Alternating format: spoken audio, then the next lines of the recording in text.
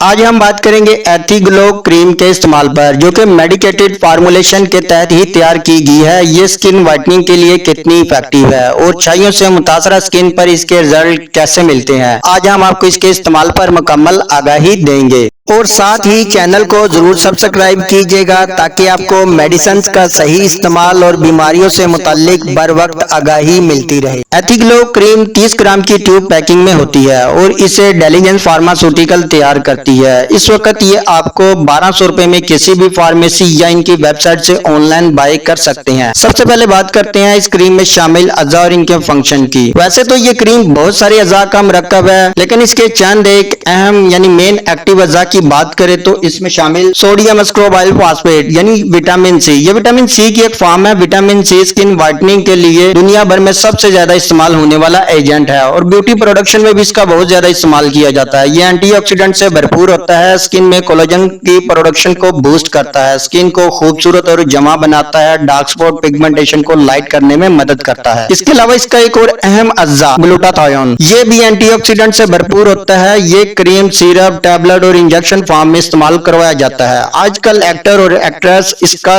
Injection लगवाते हैं क्योंकि ये चेहरा को ही नहीं बल्कि पूरी बॉडी को व्हाइट करता है। इसके रिजल्ट भी बहुत फास्ट मिलते हैं, लेकिन इसके इंजेक्शन के रिजल्ट टेम्परेरी होते हैं। लेकिन इसके बरक्स अगर क्रीम या सीरम में इसका इस्तेमाल किया जाए तो इसके रिजल्ट लॉन्ग टर्म के होते हैं, लंबे अरसे तक मिलेंगे और बेहतर रिजल्ट मिलते हैं। ये डार्क स्पॉट पिगमेंटेशन को भी ट्रीट करता है। इसके बाद इसमें शामिल अल्फा आर्ब्यूटन, ये बहुत ही पावरफुल स्किन व्हाइटनिंग एजेंट है। ये हाइड्रोक्विनोन की तरह ही काम करता है, लेकिन इसके साइड इफेक्ट बहुत ही कम है। ये स्किन के लिए सेफ होता है। ये छाइयों, दाग धब्बों को लाइट करने में बहुत मदद करता है क्योंकि स्किन में मेलानिन की प्रोडक्शन को कंट्रोल करता है, क्योंकि स्किन में ज्यादा मेलानिन का बनना ही दाग धब्बों की वजह बनता है। इसके बाद इस क्रीम में शामिल नायासिनामाइड, जो कि विटामिन B3 के नाम से जाना जाता है। ये ओपन पोर्स के लिए बहुत ही इफेक्टिव अज़ा होता है और इसका मुसलसल इस्तेमाल पिगमेंटेशन, फ्रैकल, डार्क स्पॉट को ट्रीट करके स्किन को इवन टोन करता है। इसके अलावा इसमें लिकोराइज एक्सट्रैक्ट यानी मलेट्ठी का एक्सट्रैक्ट, ये एंटी इंफ्लेमेटरी की प्रॉपर्टी रखता है। ये स्किन में एंटीबायोटिक की तरह काम करता है। ये स्किन के डैमेज सेल को रिपेयर करता है, झुर्रियों को ट्रीट करके स्किन कम्प्लेक्शन को